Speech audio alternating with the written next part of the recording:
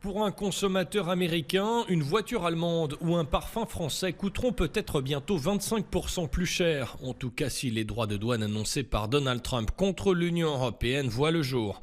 Mais quel serait l'impact sur l'économie européenne?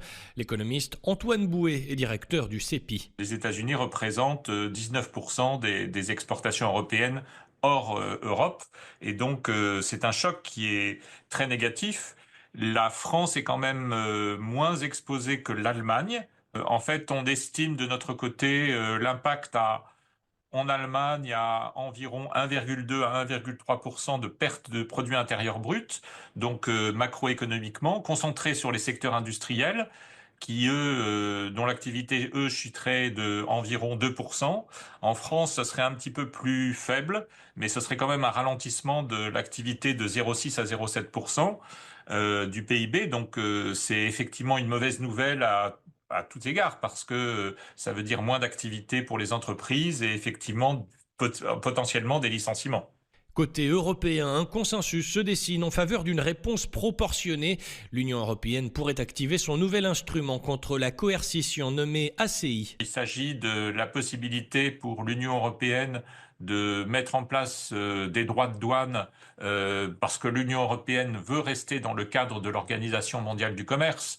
Donc elle veut en fait mettre en place des instruments qui donnent une profondeur légale à l'application éventuelle de droits de douane.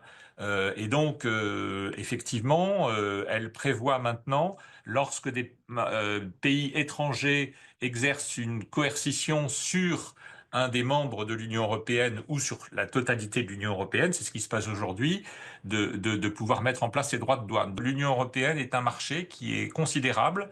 Le PIB global de l'Union européenne est à peu près équivalent à celui des États-Unis.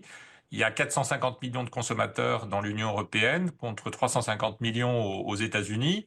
Et donc c'est un marché vaste, important, avec des gens qui sont riches, qui sont solvables. Et donc ça veut dire que on a effectivement une capacité de réponse. En 2018-2019, le président de la Commission européenne était allé aux États-Unis pour négocier une exemption des droits de douane américains sur les produits européens, en s'engageant à acheter davantage de soja, de gaz naturel liquéfié.